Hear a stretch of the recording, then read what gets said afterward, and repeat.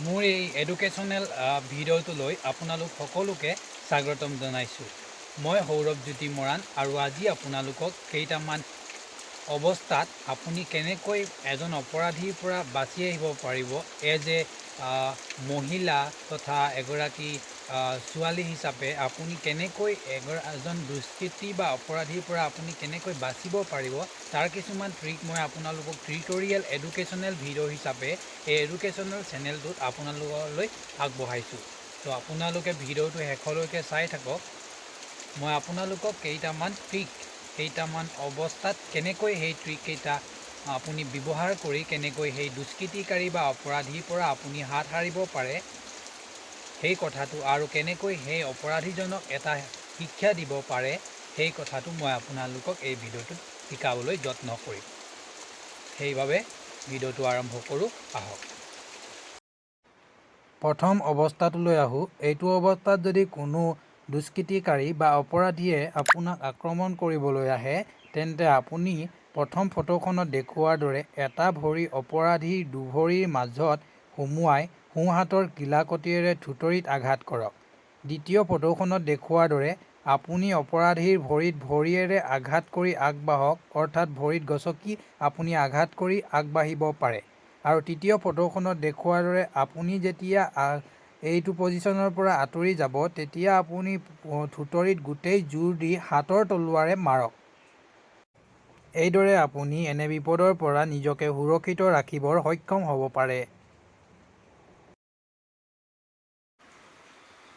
এতিয়া চাওঁ আন এটা অৱস্থাত যদি আপুনি এইটো অৱস্থাত আছে ফটোত দেখুওৱাৰ দৰে সেই অৱস্থাটোত আপুনি কেনেকৈ দুষ্কৃতিকাৰী বা অপৰাধীজনক আঘাত কৰি আপুনি কেনেকৈ এই অৱস্থাৰ পৰা বাচিব পাৰে। প্ৰথম নাম্বাৰ 1 ফটোখনত দেখুওৱাত আপুনি পিছলৈ হাউলি লওক। তাৰপিছত 2 নম্বৰ ফটোখনত দেখুওৱাৰ দৰে আপুনি আপোনাৰ দুভৰিৰ মাজেদি অপৰাধীৰ সোঁ ভৰি দাঙি দিয়ক। আৰু তাৰপিছত তৃতীয় ফটোখনত দেখুওৱাৰ দৰে সি যেতিয়া পৰি যাব আপুনি ইচ্ছা কৰিলে তাৰ হাইড্ৰচিলত বা মুখত জোৰকৈ এগচক দি পলাব পাৰে। এতিয়া আহোঁ অন্য এটা অৱস্থাত কেনেকৈ আপুনি এই অৱস্থাটোৰ পৰা বাচিব পাৰে। ফটোখনত দেখুওৱাৰ দৰে এইটো অৱস্থাত আপুনি বাওঁফালে ঘূৰি সোঁহাতৰ কিলাকটিৰে থুতৰিত মাৰক, নাম্বাৰ 1 ফটোখনত দেখুওৱাৰ দৰে। আৰু দ্বিতীয়তে 2 নম্বৰ ফটোখনত দেখুওৱাৰ দৰে নিজৰ বাওঁ হাতত সোঁহাতেৰে ধৰি কিলাকটিটো সৰ্বশক্তিৰে অপৰাধীৰ বুকুৰ কামিহাড়ৰ তলত মাৰক। এইদৰে আপুনি এইটো অৱস্থাত বাচি উঠিব পাৰে। এতিয়া আহোঁ আন এটা অৱস্থাৰ বিষয়ে ক'বলৈ। আৰু এই অৱস্থাটোত এগৰাকী অপৰাধীয়ে বা দুষ্কৃতিকাৰীয়ে আপোনাৰ ডিঙিত যদি আঘাত কৰিব বিচাৰে আপুনি অপৰাধীৰ সোঁহাতৰ কিলাকটিৰে ভিতৰৰ ফালে বাওঁ হাতেৰে গাৰ বলেৰে মাৰক। তেনে কৰিলে অপৰাধীৰ মূৰটো আপোনাৰ ওচৰ চাপিব। এতিয়া সোঁহাতৰ গাদীৰে অপৰাধীৰ ডিঙিৰ কাষত জোৰকৈ দবাই মাৰক।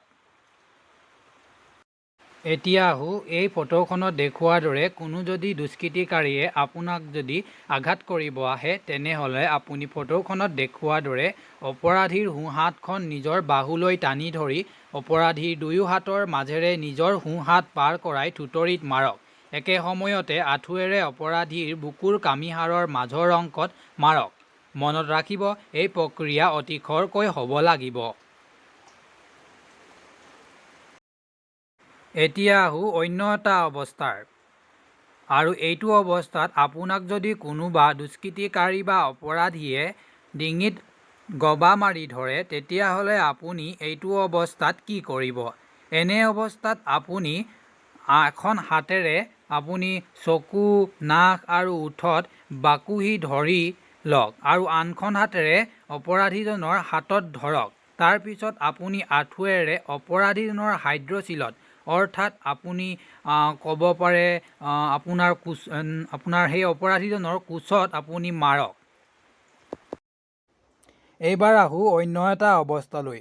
যেতিয়া আপোনাক কোনো অপৰাধী বা দুষ্কৃতিকাৰীয়ে দুখন হাতেৰে আপোনাক প্ৰথম ফটোখনত দেখুওৱাৰ দৰে আগভেটি ধৰে তেতিয়া আপুনি আপোনাৰ দুখন হাতেৰে তাক অপৰাধীজনক হেঁচি দিয়ক। তাৰপিছত যেতিয়া অপৰাধীজনে পুনৰ আপোনাক আক্ৰমণ কৰিবলৈ আহিব, আপুনি বুকুত এগোচা দিয়ক আৰু থুতৰিত এগোচা দি আপুনি মূৰেৰে আপুনি ডিঙিত এক ঠেলা দি আপুনি ইয়াৰ পৰা বাচি আহিব পাৰে।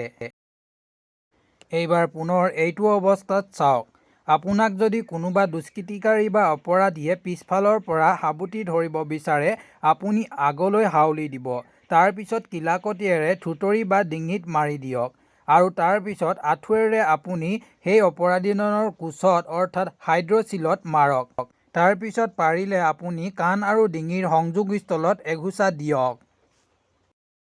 এতিয়া আহোঁ অন্য এটা অৱস্থালৈ।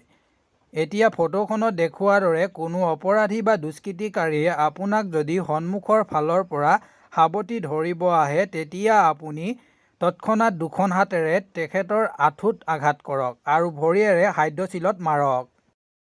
এইবাৰ আহোঁ আন এটা অৱস্থালৈ। এইটো অৱস্থাত যদি কোনো দুষ্কৃতিকাৰী বা অপৰাধীয়ে আপোনাক লোকচান কৰিব বিচাৰে, আপোনাক এই ফটোখনত দেখুওৱাৰ দৰে আপুনি ভৰিৰে তেখেতৰ থুতৰিত এগুৰ দিয়ক। এইবাৰ এইটো অৱস্থাত আপুনি কেনেকৈ বাচিব পাৰিব সেইটো চাওক। আপোনাক যদি কোনোবাই ডিঙিৰ ওচৰত গবা মাৰি পিছফালৰ পৰা ধৰে, তেন্তে আপুনি হাতেৰে আপুনি মানুহজনক পিছফালে ঠেলিবলৈ যত্ন কৰক। তাৰপিছত আপুনি আপোনাৰ সোঁ ভৰি নতুবা বাওঁ ভৰিখনে আপুনি সেই অপৰাধী বা দুষ্কৃতিকাৰীজনৰ আঁঠুত এগুৰ মাৰি আপুনি বাচিব পাৰিব। এনেদৰে গোটেইকেইটি অৱস্থাত মাত্ৰ কিছু কষ্ট কৰি আপুনি সন্মুখীন হোৱা পৰিস্থিতিৰ পৰা বিনা ভয়ে আপুনি বাচি আহিব পাৰে। আগলৈ আৰু এনেধৰণৰ ভিডিঅ' পাই থাকিবলৈ আমাৰ চেনেলটো ছাবস্ক্ৰাইব কৰক। ভিডিঅ'টো শেষলৈকে চোৱাৰ বাবে ধন্যবাদ।